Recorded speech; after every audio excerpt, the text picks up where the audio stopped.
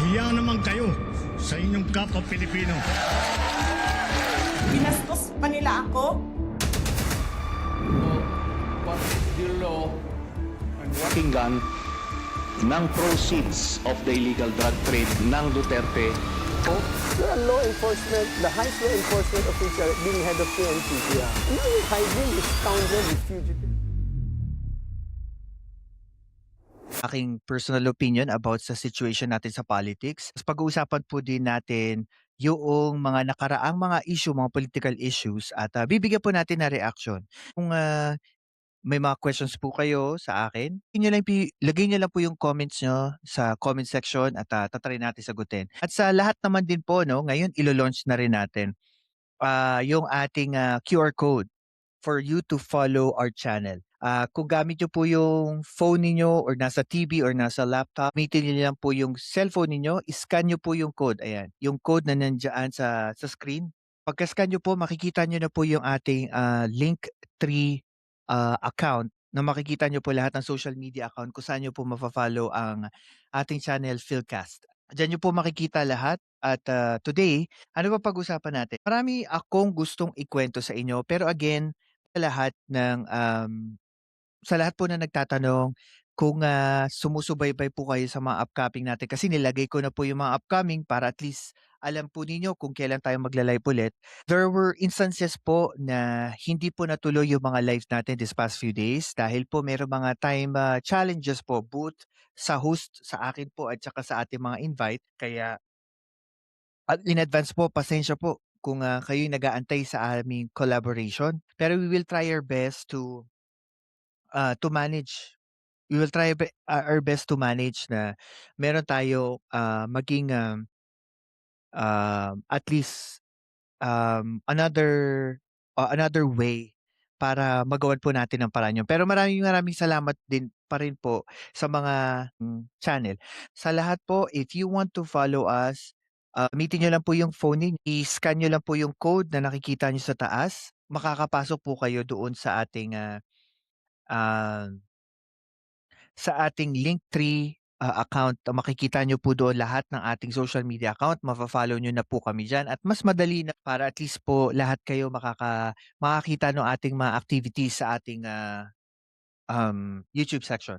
Pag-usapan yung Senate coup dito sa Senado. So, kung makikita nyo, siguro pag-usapan natin specifically yung posisyon ng Senate President. A lot of people are thinking na ang akala nila just because ang Senate President is literally the member or a member of majority and majority usually leans towards the government pagdating sa Senado, wala ng karamihan that the position of a Senate President, sabihin na natin ay, na isa sa mga bagay po na kailangan natin intindihin pagdating po sa Senado, mahirap, mahirap po kasing magbigay ng specific na kalagayan ng isang Senate President sa kanyang posisyon. Kung ito po ba ay sabihin na nating solid pagdating sa mga members. Bakit po? Ikukumpara po natin sa Kongreso. Senado, nga nung iba, it is a member of 24 senators. Iba, sinasabi nila, pag sa Senado daw, ito daw ay iba't ibang republika. 24 na iba't ibang republika. Bakit? Kasi because of their personal interest, either political or personal interest, giiba-iba ang kanilang opinion or desisyon sa mga bagay. Kung mga pagkakataon sa Senado kumpara sa Kamara na maaring tumalon yung minority sa majority and vice versa. Kung makikita nyo po dito, isa sa dapat nating maintindihan pagdating sa Senate President. Ang Senate President po is very vulnerable. Vulnerable in a way na ang Senate President ay maaring mapatalsik to any reason at all. Why? Kasi ang Senate President, especially sa support ng sa support ng body of Senate, karoon ng mas matinding I would say nagkakaroon ng mas matinding challenge pagdating sa alyansa. Kasi kung makikita niyo po isang halimbawa nito, 'di ba po yung 20th Congress and yung bagong pumasok na members of Senate, makikita nyo doon, meron ng list of people kung sino nasa minority at saka majority. Pero makikita nyo in every resolution, every batas na gagawin sa Senado, laging contentious. Even if you think a person ay nasa majority, most definitely nagbabago-bago sila ng desisyon. Just like nakita natin sa resolution ni Senator Kiko Pangilinan, makikita natin doon that there is, sabihin na nating pagbabago-bago ng desisyon ng mga Senado. Makikita natin sa Senate President. Yung sa Senate President, noong nagkapalitan ng Senate President, 'di ba po nung naging Senate President si karamihan after nung naging Senate President si ibang mga miyembro or sabihin na nating chairman pala ng komite sa Senado ay napalitan. 'Di ba? Napalitan si Amy Marcos, napalitan si Marcoleta, kaalyado ng majority. At hindi natin maalis yun kasi importante kasi that most of the time sa chairmanship, pinaka-importante dyan is yung kaalyado ng mayorya, yung nakaupo doon. Para magkaroon ng synced in messaging pagdating sa mga batas o sa mga sabihin na natin mga tinatry nilang i-push na mga batas o kaya tinatry nilang i-push na maamyendahan if ever. Ano ba ang nangyari dito kung babalik tayo dito sa recent coup sa Senado? Anong nakikita natin dito? Una, nakikita natin dito that position of Senate President is very vulnerable. Hindi natin alam kung hanggang kailan magiging Senate President si Tito Soto at hindi rin natin alam kung hanggang kailan tatayo ang majority. Bakit? I've already told this to one of my previous podcasts. Sabi ko dito, there is always this at I think apat na power player na tinatawag ko na mga magkadugo o magkapangalan o magkamag-anak sa Senado. Namely, Liars, Tulfo, Estrada, and the Cayetano. Bakit napaka-importante po natin silang intindihin sa laro ng politika ngayon sa Senado? Bakit? Kasi isang kapatid o isang kamag-anak mag-vote ng yes sa isang napaka-kontrobersyal na batas o resolution na maaaring hatakin niya yung boto nung isa pa.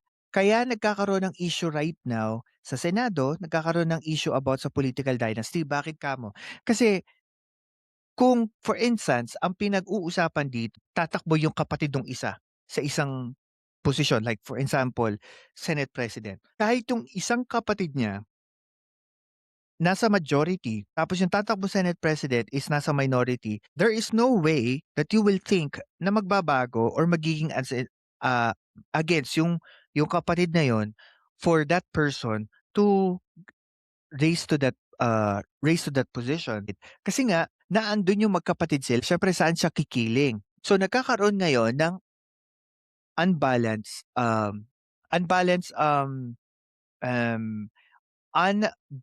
at bias na posisyon sa Senado. Kasi parang alam mo na kung ano mangyayari dahil magkapatid sila. Even if maaring hindi mangyari yun, maaring magkasalungat, pero hindi yung malaking tsansa na ang sasang-ayunan ng 'di ba, nung kapatid ni ganito, ni ganyan, yung kapatid niya mag-anak niya. So nagkakaroon ng malaking issue. So if you go back doon sa laro ng pagkakaroon ng coup dito sa Senado, nakita natin that this power players, etong mga magkakamag-anak, nakita natin yung laro at napansin natin that malakas ang hatak ng itong mga grupo na ito sa Senado pagdating sa kung sino ang magiging Senate President. Nakita natin na kung hindi nag-stand si JV Ejercito staying at the majority, magkakaroon ng -1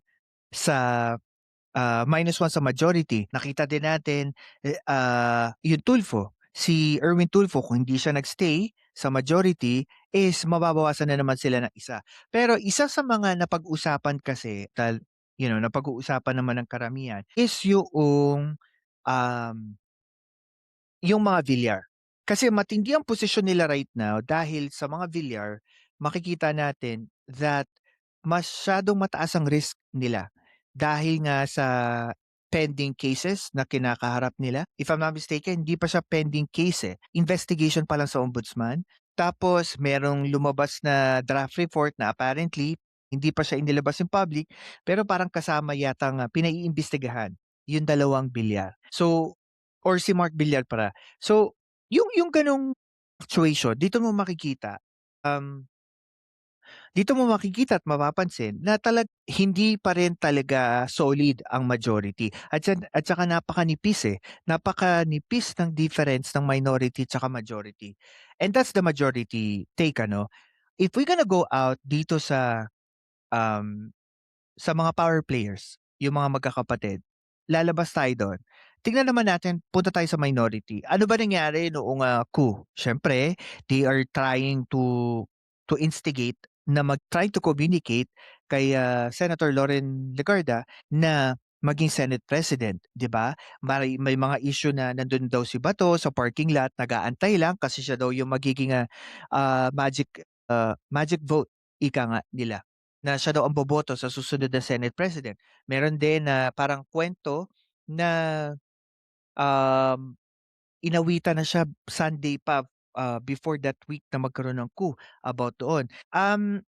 Para sa akin, maraming kwento, maraming mga bagay na pwede tayong marinig. Pero the main question is, bang mga kwento na ito may katotohanan? Wala naman, itong mga pinag-uusapan natin, wala namang makakapag-prove unless sabihin ng mismong tao.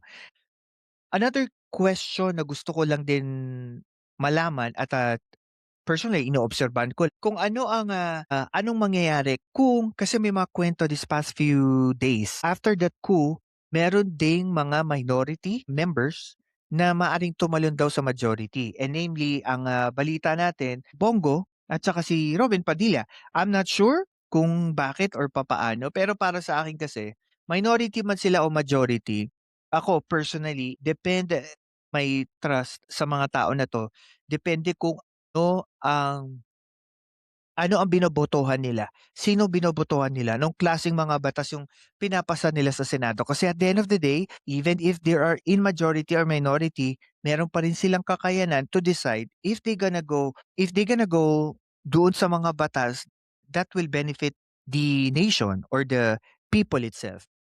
Kaya ako nagfo-focus ako doon sa mga ano yung naipapasa nilang bata. Usually, pag-usapan naman natin at mga napag-usapan natin before sa coup, ang lagi na pag-uusapan din diyan is mostly ano ang mangyayari sa impeachment. There's a lot of people that I talk to, I also research it personal. There were situations na may timing sa mga ginagawa ng gobyerno pagdating dito sa impeachment at yun sa nangyayaring coup. Bakit? Kita niyo po doon sa timing, okay? Ako naniniwala ako personally, maybe I'm wrong, but I personally think na ang gobyerno with the ombudsman and the DOJ, they have all the evidence they need para makasuhan or mapakulong itong mga government officials, senador or kongresista about dito sa flood control issue. Pero I think and sabi ko nga, baka mali. I think na hindi nila ginagawa yon kasi hindi pa time. Hindi pa hinog ang 'di ba? Kasi para sa akin,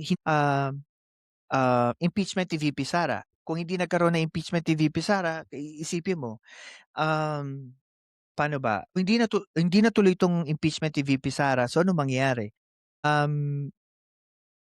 May tendency kasing mag-back out eh.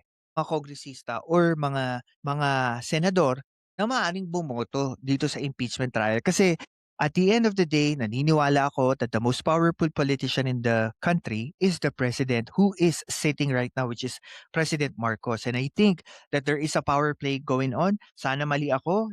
This is just my thinking. I think lahat yan nakatiming sa impeachment ni VP Sara.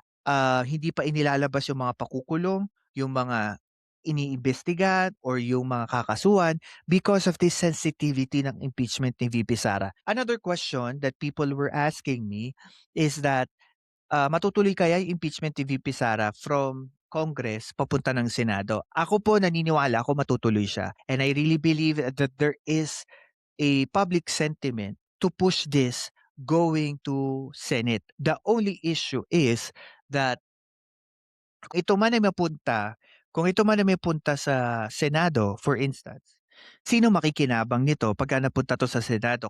Ang alam naman natin na 'pag 'to'y napunta sa Senado, diyan nagde-decide kung mai-impeach kung ma-impeach man siya sa Senado, is, what what would happen if, ah sabihin na natin, if ma-impeach siya, siyempre ito ng mga loyalista, magagamit ito ng mga pro-government, yung narrative na yun against the Duterte name, against the Duterte branding. Hindi sila malinis, corrupt talaga sila, napatunayan, na-impeach siya. Pero also, this is another, sabihin na nating bait, paano kung hindi naman siya ma-impeach? Gagamit to ng mga DDS, mga Duterte supporters, na sabihin nila, oh, nakita naman, hindi siya na-impeach. Nakita naman na malakas ang kanyang suporta sa Senado. And I think either or is para itong ah, ito ay malaking risk sa gobyerno, especially kay PBBM. Kasi kung ma-impeach si Sara,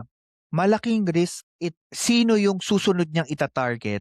I'm not talking about in a negative way. Sino yung ita-target niya pagdating ng 2028 election? If ever humina ang support kay Sara Duterte, that would be a big risk and vulnerability sa administration. Paano kung may lumabas na third force? Paano magkaroon ng Trojan horse na lalabas na talaga magiging appealing at mananalo para maging kandidato ng mga DDS if and if ever lang. Pagka naman hindi na-impeach si Sara Duterte, that's also a big risk kasi mahihirapan silang i-push through na naman yung narrative ng gobyerno, anong ginagawa ng Pangulong Marcos sa kanyang administration. Ang laki ng risk, ika nga. Ang laki ng risk na isinaalang-alang ng so yun yung nakikita ko diyan, correct me if I'm wrong. Okay.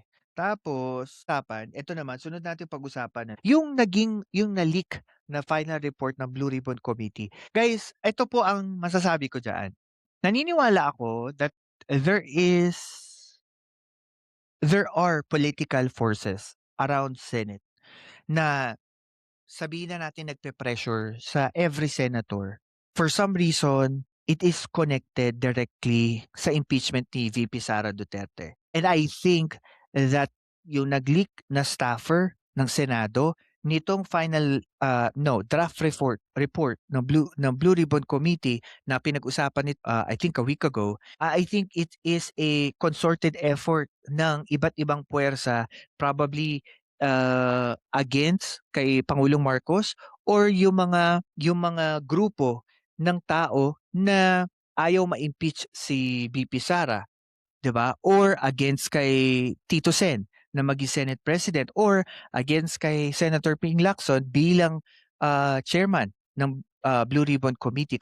Kung makikita nyo po, bakit sa paliwanag ni Senator Ping Lacson, hindi draft lang, pag-uusapan pa to sa plenaryo, pagbobotohan, kung may mga bagay na kailangan ayusin. Pero sa optics ng tao, ito importante. Tatandaan nyo, sa mata ng tao, alam naman po, and we can agree that majority of people na nanonood ng balita ay hindi naman nagre-research or hindi nila ilaalam yung katotohanan sa mga balita. Kung anong narinig, ano nakita nila, di ba? O napakinggan nila sa kanilang mga vloggers, yun na kagad. Pinaniniwalaan na nila. And the sad part about this, noong nag-leak ito, ano ang sentimiento ng karamihan? Ano ang sentimiento ng tao? Na para bang kakasuhan na itong mga senador itong incumbent senator or itong incumbent na kongresista, di ba?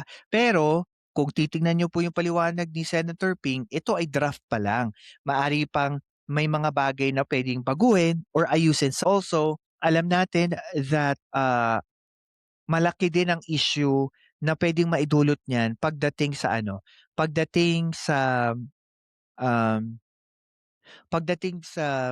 sa kumpiyansa ng mga ibang members of the committee pagdating sa mga ganitong bagay. Kasi isipin mo, maglalabas ka ng draft. tapos ililik ng ibang staffer na hindi naman ito ang final ng optics na hindi maganda o pagkakaunawa ang mga tao about dito sa issue na to, and then they're gonna use it against, sino? Yung kanilang personal interest, yung pro minority or pro majority na senator.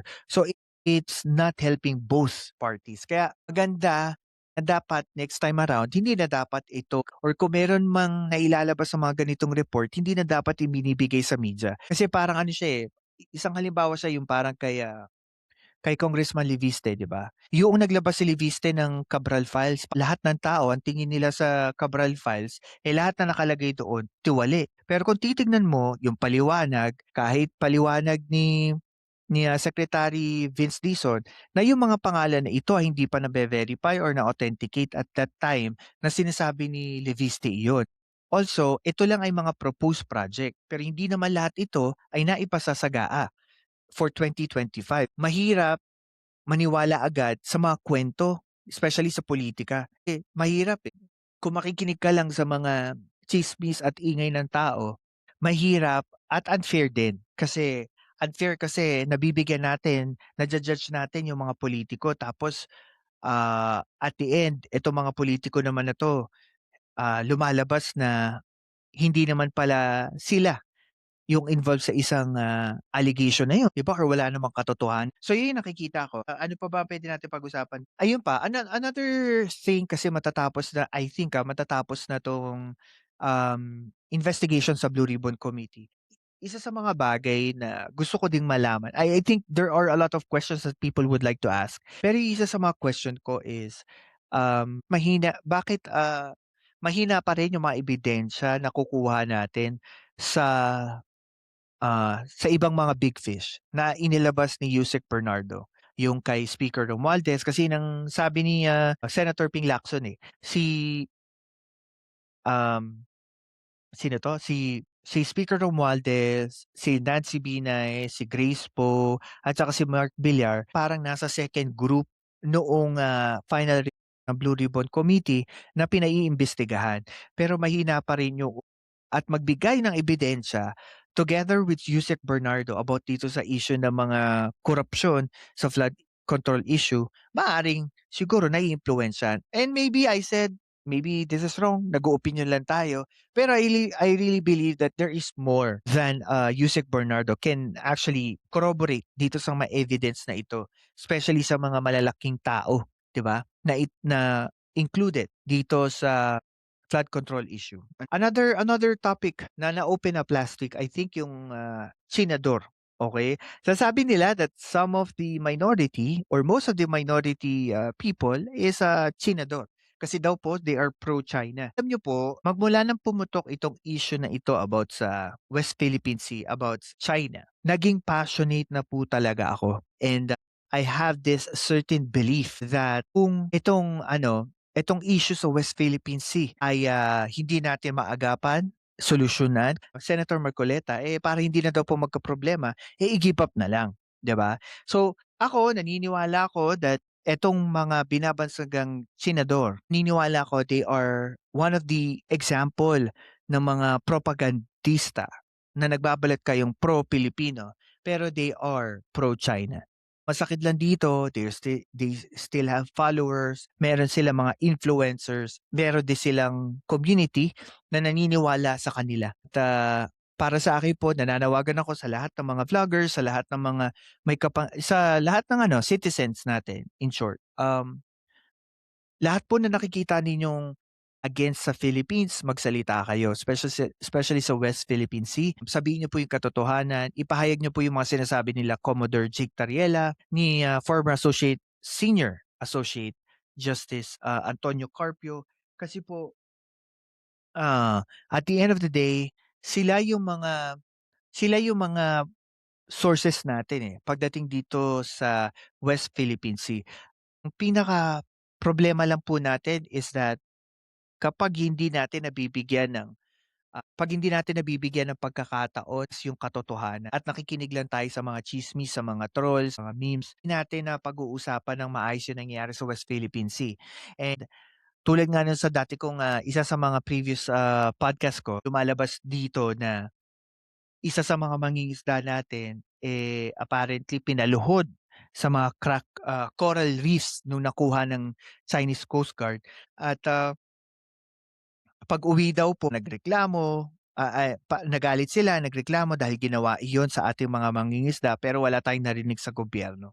Ito yung mga bagay na, um, hindi natin napag-uusapan sa public space pero kapag kinausap mo yung mga mismong, taong involved. Ayan, hello po Maria Perez. Pero kapagka pinag-usapan natin yung mga taong involved dito mo lang malalaman yung totoong story ng mga mangingisda. Kaya po nung nalaman ko yun kay Caronel Arambulo, Pamalakaya, yung grupo po ng mga isda diyan sa Philippines, parang naging emotional ako. Parang naisip ko na kapwa Pilipino natin ipinagkakalulong ang ating kapwa Pilipino para lang sa inisyatibo sa pananaw ng China. At, dun ko po napatunayan na marami pa pala akong kayang gawin sa aking kakayanan bilang vlogger para ipahiwatig sa lahat ng Pilipino na marami pa ring pang-aabuso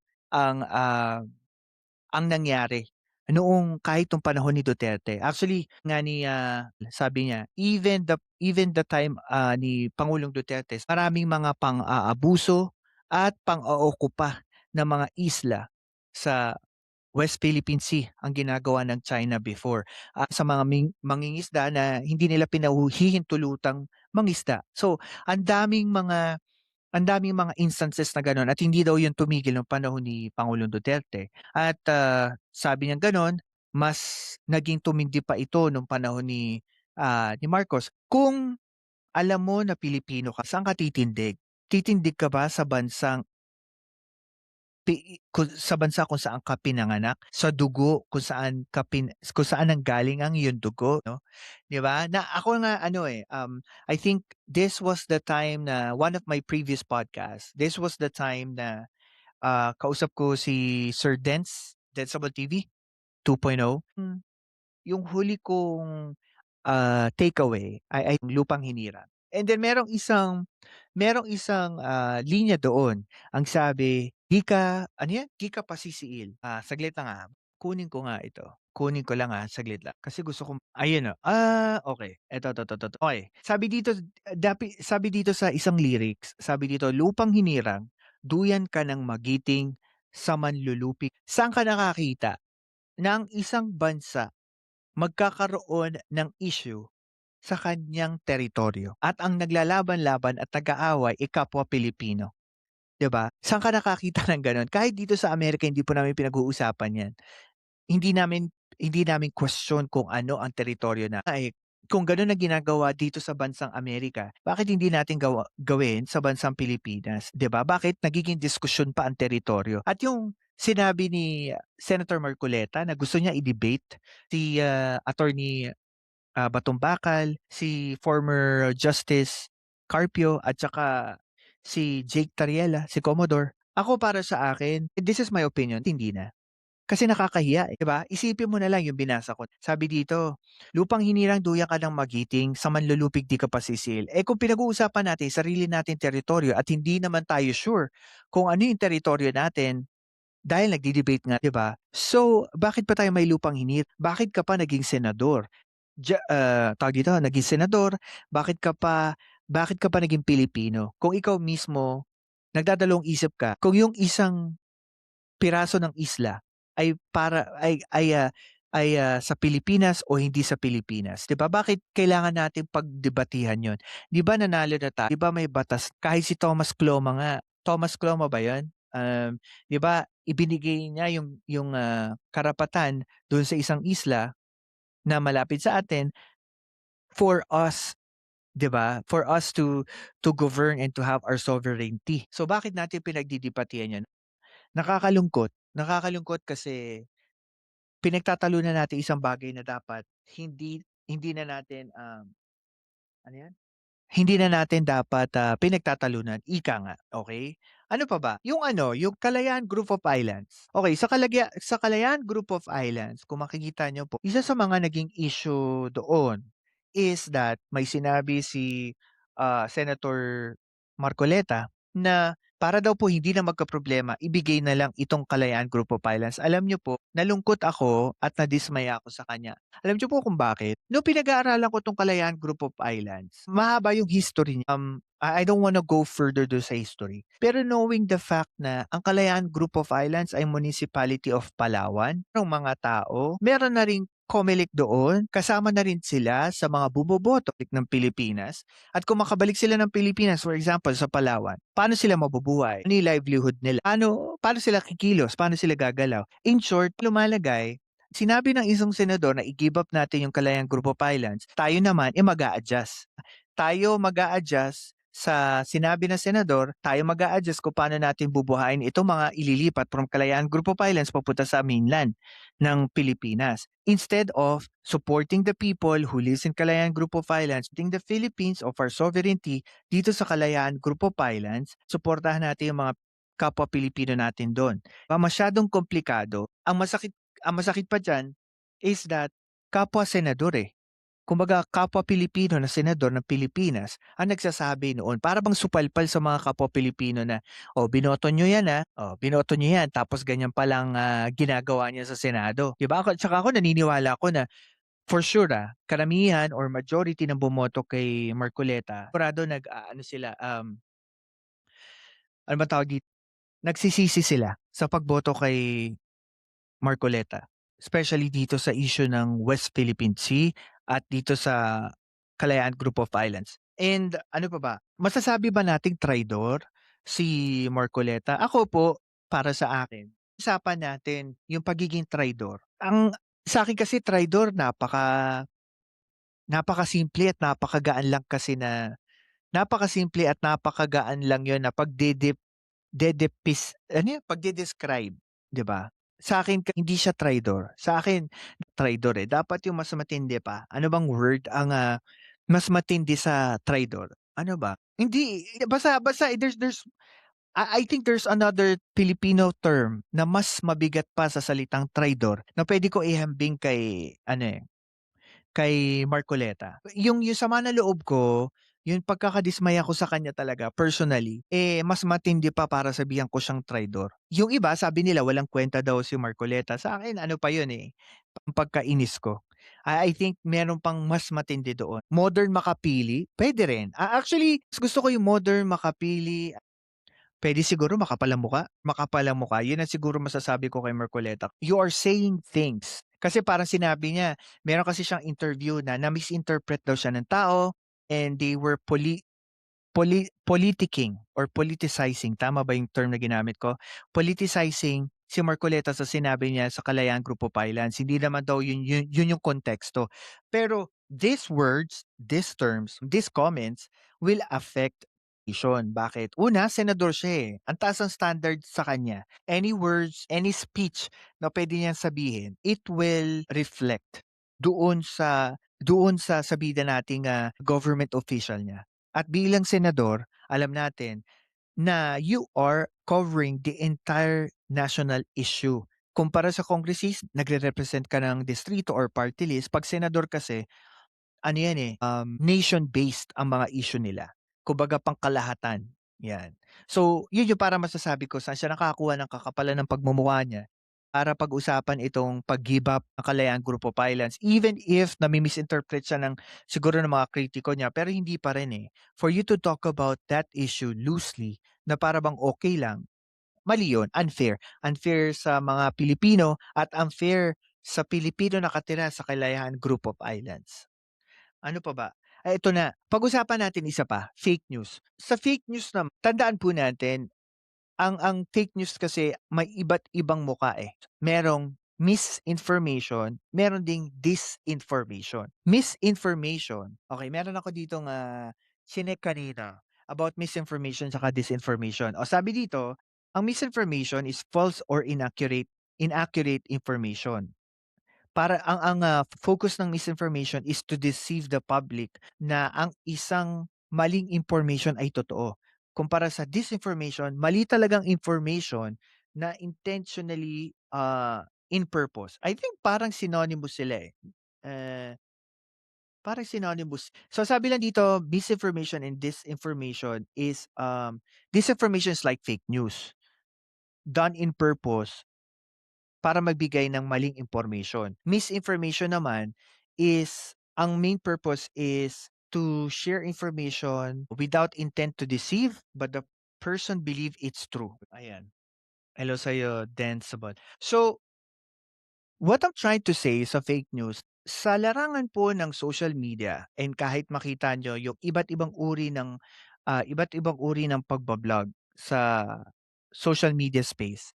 Fake news po kasi napaka tindi ng epekto sa tao. Most definitely, fake news inilalabas yan to misinform people or to project a certain narrative about certain situation.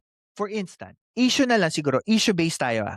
For instance, about dito sa West Philippine Sea. People na hindi naman nagre-research or yung mga people na wala namang alam sa politics, ito yung kalimitang target ng mga fake news peddler. Gumagawa. Kasi ang gusto lang nilang iparating, they try to make propaganda or cywar sa mga tao. Kapag paulit-ulit mong pinapahayag sa tao yung isang mensahe kahit siya ay mali, iniwalaan ito ng madla. So, most definitely will create a dramatic way para para ma-catch up mo yung karamihan ng tao about dito sa fake news. For instance, mga balita na nahulog or natapilok si Maria, 'di ba? Sa mall. Pero kasi fake news peddler ka, ang kwento ay nahulog at namatay si Maria. Tapos ipapakalat mo yun sa lahat. Siyempre, alam naman natin, kinakagat ng tao yung mga bagay na sobrang dramatic, sobrang OA, overreacting. Na, kaya nga tingnan nyo yung makikita nyo. May recent study sa YouTube. Ito yung pinaka kinakagat ng tao in around the world ng mga klase ng pagbablog. Ang kinakagat ng mga tao is usually yung mga blog na merong personal emotion. Yung nakikita ng tao yung personal emotions mo about sa situation. Kahit sa politics, makikita nyo po, marami ang mga may pagkapare-pareho ng strategy sa pagbablog. Yung mga tinatawag natin reactionist, bakit? Madali lang, magre-react ka lang at doon mo nakikita yung reaction nung pinapanood mong reaction ng pinapanood mong vlogger. Pagka nafe-feel ng tao that they have the same sentiment, catch mo yung attention ng tao. Ang problema lang doon is kapagka yun ay hindi totoo o pawang paninira lang sa isang subject na pinatutungkulan mo, nagmumultiply siya, dumadami na dumadami. Kaya mahirap pugsain iyon. Bakit? Kapagka pinugsa mo yung information, hindi nating fake news, for instance lang, tinry mong i-control yun, magkakaroon ka naman ng issue sa freedom of expression. Why? Ang freedom of expression, saklaw niya rin yung mga salita o mga pahayag na maaari makaupindi sa ibang tao. Alam niyo po ba yon na kasama yan, saklaw yan ng freedom of expression, yung maaring maupindi ka, pero kasali pa rin. The only thing, and I think the most powerful way para masugpo natin tong mga fake news is reactionan mo. Reactionan mo yung maling news o yung fake news or ikaw mismo magbigay ka ng statement na this is what is true and this is what is not true. Meaning pag paulit-ulit nagiging tama. Yes, Densable. Sa mga klase ng pagbablog na ang pinag-uusapan is mga chismis, bardagulan, nakikita mo kapag meron silang malaking community, uusapan nila is isang narrative lang sa isang echo chamber. Kung ano yung gustong sabihin ng host, ano gusto sabihin ng channel owner, paulit-ulit lang na ini-echo. Pero nobody try to be skeptic, nobody try to question yung sinasabi ng host. Kung fake news ito o maling information, kumakalat siya. Alam pa naman natin, ang Pilipino naturally tayo ay paano ko ba masasabi? Tayo ay likas na sorry guys, kasi meron lang akong gustong pag-usapan dito. Ito kasi yung mga topic na gusto kong mapag-usapan. Pero meron lang po kasi tayong work kaya hindi natin napag-usapan this past few days.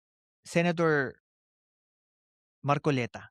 Issue si Senator Marcoleta about sa territorial claims versus sa sovereign rights ng Pilipinas about dito sa Kalayaan group of islands, especially dun sa water 'Pag nanggaling kasi sa kanya at sinabi niya in public, lumalagay na para bang totoo na siya. Lumalagay na para bang walang mali sa sinabi niya. Kung totoong may issue siya sa West Philippine Sea, bakit hindi niya in-address yung issue niya saan? DFA, privately, or kay Tariela in private. Senador naman siya eh, kaya niyang kausapin sila. Or kausapin niya presidente kung may issue siya.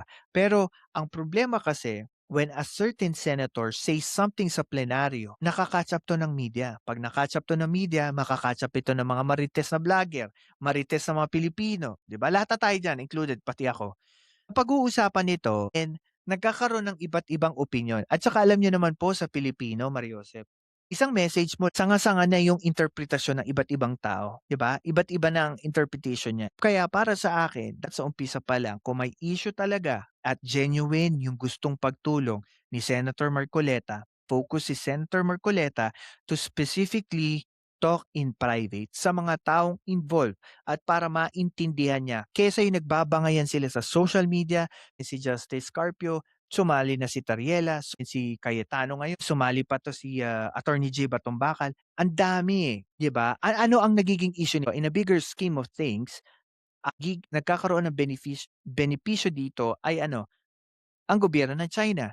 Kasi the more na nagkakaroon tayo ng issues sa bawat isa, the more bumababa ang resolve natin against our fight towards China's aggression at occupation sa West Philippine Sea. Nakikita nila, nagkakaroon tayo ng issue internally na nagbe-benefit. Why? Sabi nga ni Attorney J dito, kung pagdedebatihan natin itong mga teritoryo na, pati yung sovereign rights natin dito sa West Philippine Sea, pwede ito magamit ng China kapag tayo nag-apila sa UNCLOS ulit o tayo nagkaroon ng issue at nag-send tayo ng diplomatic complaints. Magagamit ito ng China para bang kayo nga eh, nagkakaroon kayo ng issue dyan, pinagdidebatehan nyo. So there's no point para i-rule nyo yung rights ninyo dito sa mga isla na to, which is correct. Kaya the best way possible kung talagang gustong matutunan ni Marcoleta lahat ng issue dito sa kapag panalo natin sa 2016 Arbitral Award sa UNCLOS,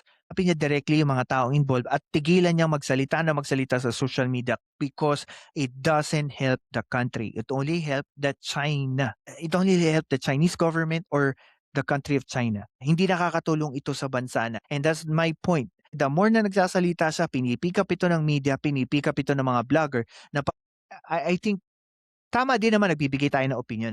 Pero kung ako tatanungin in a bigger perspective, dapat hindi ito pinag-uusapan sa mainstream media, hindi ito dapat pinag-uusapan ng kahit sinong vlogger. Hindi nagiging maganda ang outcome nito sa pangkaramihan. Kasi parang nangyayari na parang tayo mismo hindi natin alam teritoryo pa, 'di ba? Ang Kalayaan Group of Islands ay para sa Pilipinas kasi pinagdidebatihan pa natin sa public space. So, para sa akin, okay. Another I think last topic na gusto ko na lang i-touch on, yung ASEAN. Alam niyo po this year, ang Pilipinas po ay magche-chair ng ASEAN Summit. Maaari pong dumating diyan ang Russian President, Chinese President, United States of America President, at yung iba't ibang country na kasama sa ASEAN. Hindi sumali ang South Korean President at ang Japanese President and hopefully sumali din yung Taiwanese President, 'di ba? Kasi kasali sila diyan eh. Involved sila.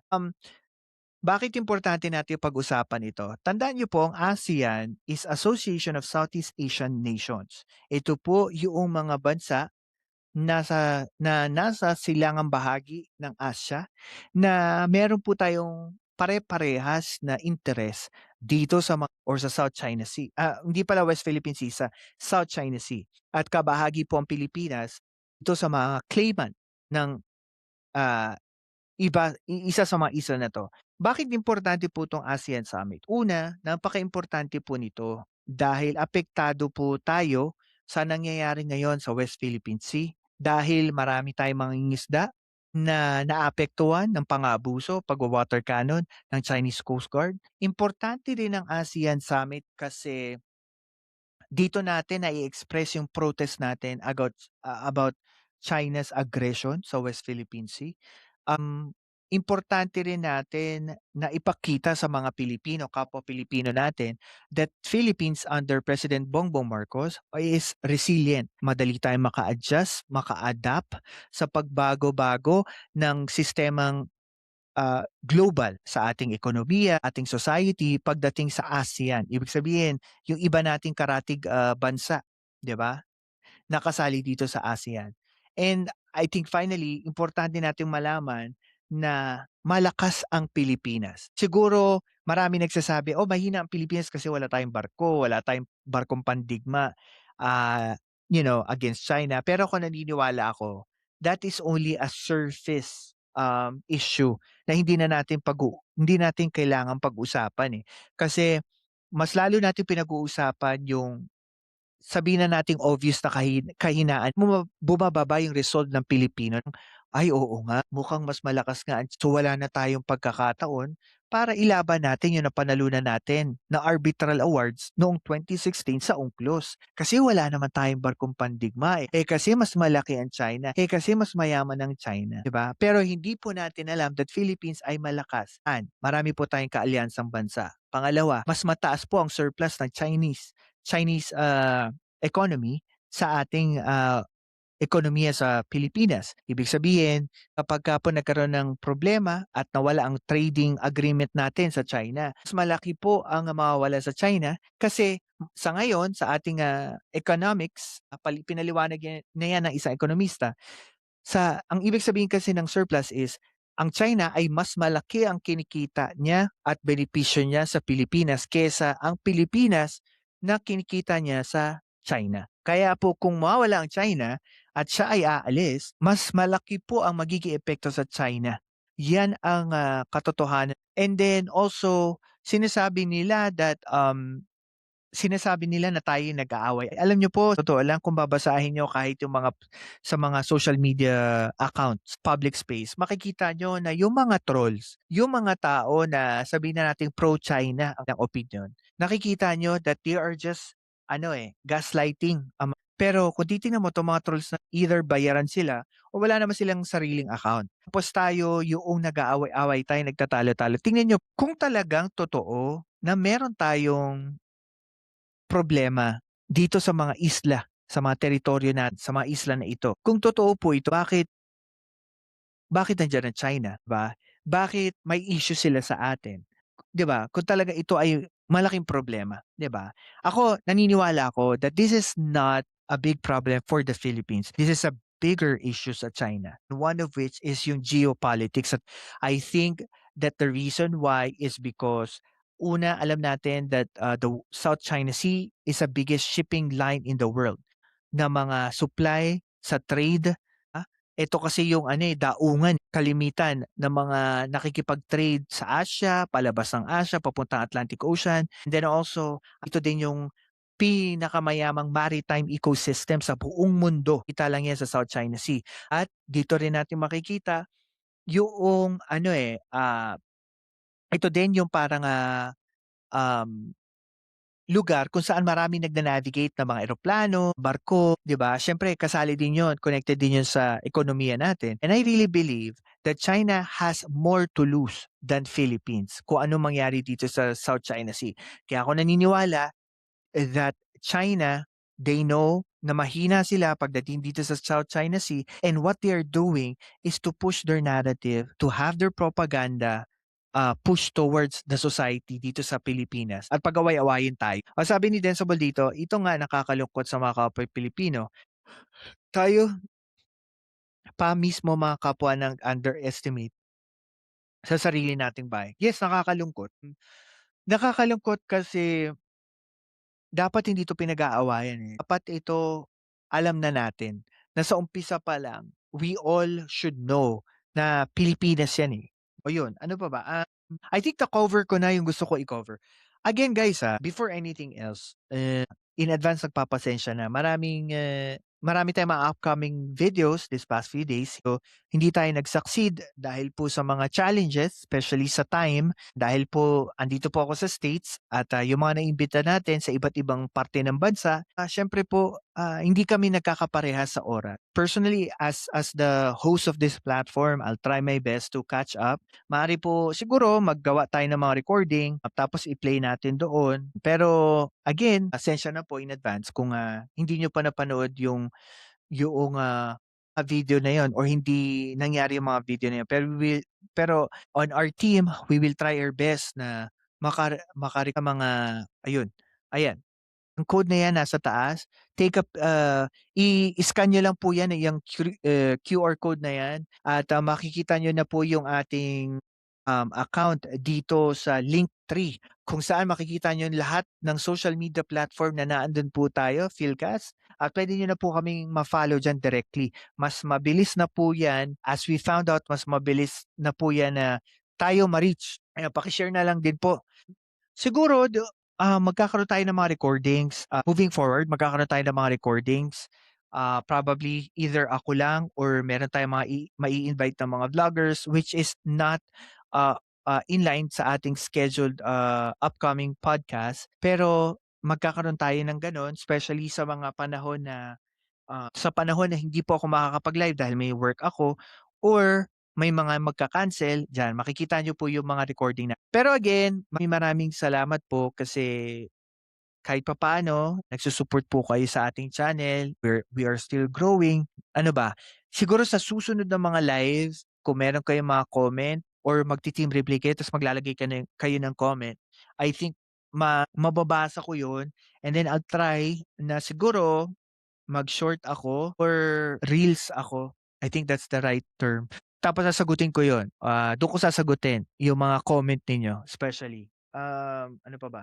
I think yun lang. Ano ba? So yun.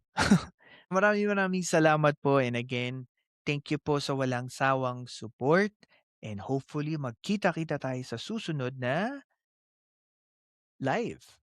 Thank you po.